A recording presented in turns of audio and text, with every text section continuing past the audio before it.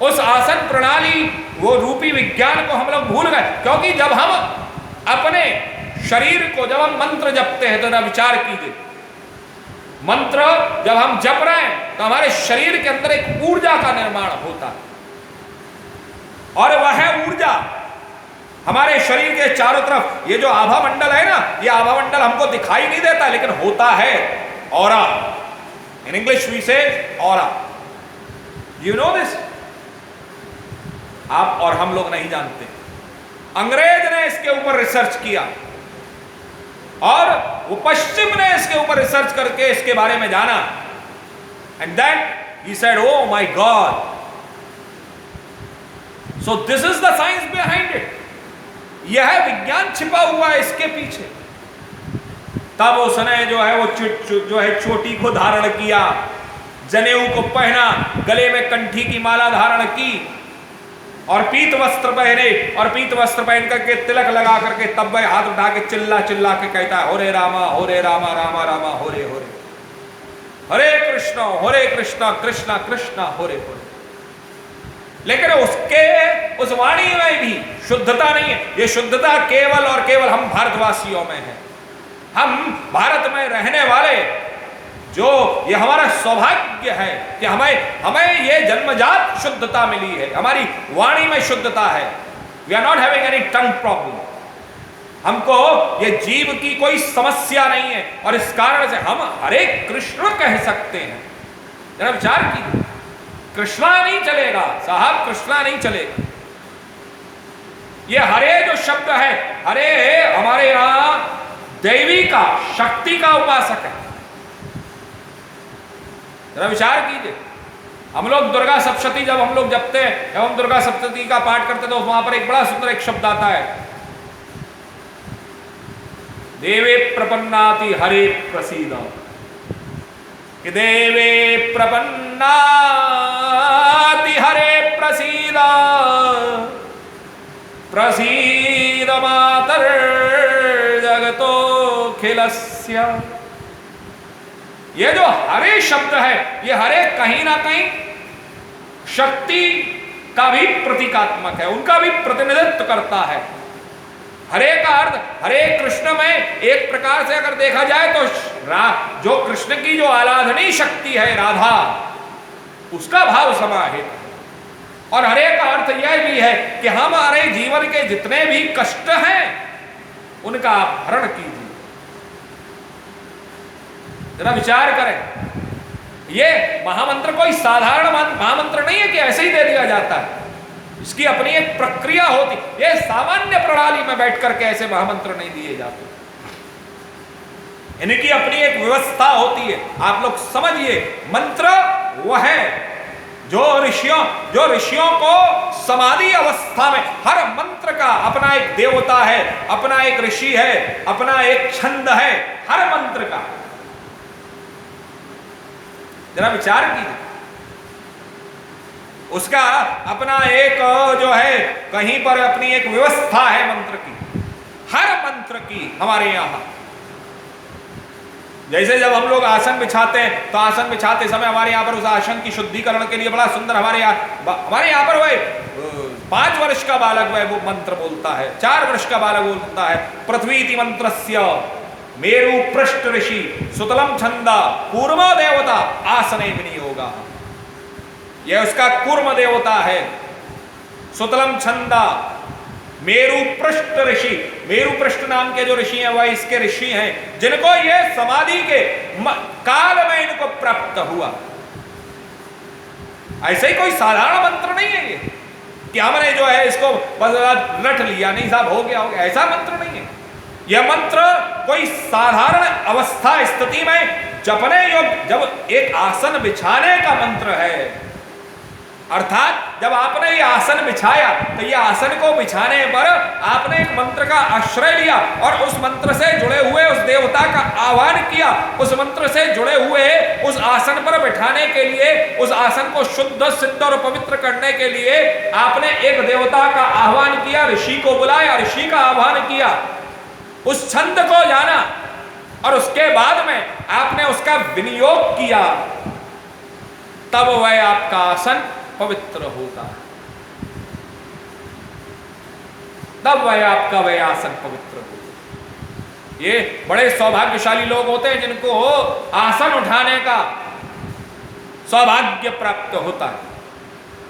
ये आसन कोई साधारण आसन नहीं। हमारे यहाँ पर जो आचार्य महामंडलेश्वर लोग या अपने जो हमारे बड़े बड़े आचार्य लोग जिनका आसन लेकर के लोग चलते, ये सामान्य प्रक्रिया में कोई साधारण आसन नहीं है। ये इनके सिद्ध किए हुए इनके आसन है, ये इनकी परंपरा में इनको प्राप्त है। इनको वह मंत्र की सिद्धि है और इस मंत्र की सिद्धि होने के कारण से इनको वह जो आसन प्राप्त हुए हैं, उन आसनों की एक व्यवस्था के नीति के अंतर्गत में वह जब उस आसन पर बैठते हैं तो वह आसन पर बैठते ही वह ईश्वरीय शक्ति से ओतप्रोत हो जाते हैं। ईश्वरीय शक्ति से ओतप्रोत। अभी हम लोग जानते नहीं हैं। ये जब हमने मंत्र जप रहे हैं तो मंत्र जपते समय हमारे शरीर के अंदर एक ऊर्जा का निर्माण हो रहा है, और जब ऊर्जा का निर्माण हो रहा है तो स्थिति क्या है, जरा विचार कीजिए। इस मंत्र को जपते हुए एक शरीर के अंदर जो ऊर्जा बन रही है, अरे साधारण प्रक्रिया में आप मुट्ठी को बांध करके रहिए, 5 मिनट आप मुट्ठी बांधिए तो आपके हाथ में पसीना आने लगे। अगर मुट्ठी बांधने की केवल प्रक्रिया मात्र से आपको पसीना आने लगता है तो जरा विचार कीजिए कि जब गुरु के द्वारा प्राप्त हुआ वह मंत्र जब हम उसका पाठ करते हैं तो हमारे शरीर के अंदर कितनी ऊर्जा का निर्माण होता है, कितनी ऊर्जा बनती है। और जब हम उस ऊर्जा को जब हम निकाल तो वह ऊर्जा हमारे शरीर से बाहर प्रस्फुटित होती है। वह ऊर्जा उसका अपना एक आभा मंडल होता है, उस ऊर्जा का अपना एक केंद्र होता है, उस ऊर्जा का अपना एक ऑरा होता है। उस ऑरा के अंदर में, उस ऑरा के जो है उसकी सीमा में जाकर के वह ऊर्जा अपना कार्य जो है करती है। और धीरे धीरे जब यह मंत्र हमारा बढ़ता चला जाता है, इस मंत्र की ऊर्जा बढ़ती चली जाती, तो यह मंत्र हमारे शरीर से बाहर निकल करके यह ऊपर की ओर उठता है। जरा विचार, ये वाणी के माध्यम से यह है, चूंकि मंत्र ऋषियों ने मंत्र को जरा मंत्र का अपना अस्तित्व मनन के अंतर्गत में वायु स्वरूप है मंत्र, उसे माध्यम चाहिए होता है भाई। ये शब्द जो मैं कह रहा हूं ना, इन शब्दों को आप देख नहीं सकते। इन शब्दों को जो शरीर के अंदर से बाहर निकल रहे हैं, ये निकल तो मेरी प्राण वायु के माध्यम से ही रहे हैं। जरा विचार करें, ये जो मेरी प्राण वायु है, ये प्राण वायु ही तो इन शब्दों का ले जा सहायक बन रही है। और इन प्राणवायु की अपनी एक ऊर्जा, हर शब्द हर अक्षर, इसीलिए हमारे यहां कहा गया अकुह विसर्जनीय नाम कंठा, अ आ क ख ग घ, ये कंठ से बोले जाते हैं।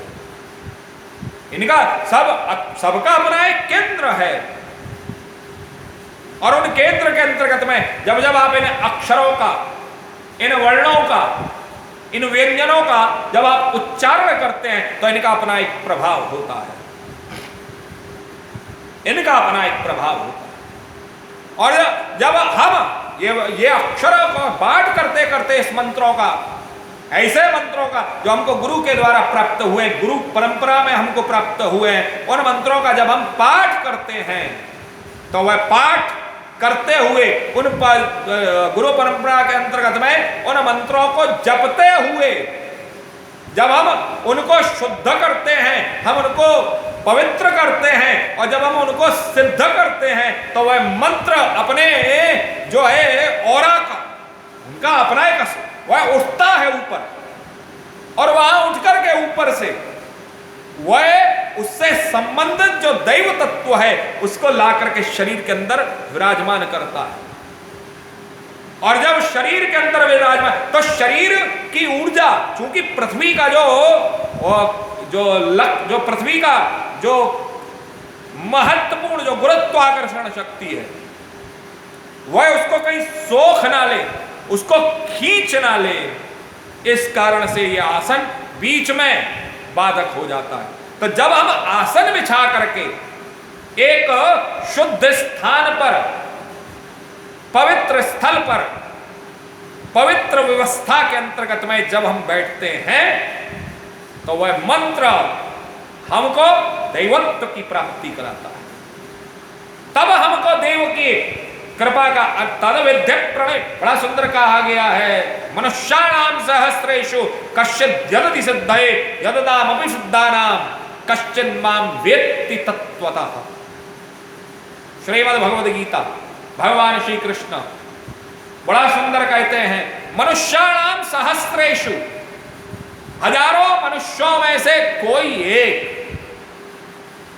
पहले तो जरा विचार कीजिए मंत्र को जपने की प्रक्रिया और उस मंत्र को जपने की जो प्रक्रिया है,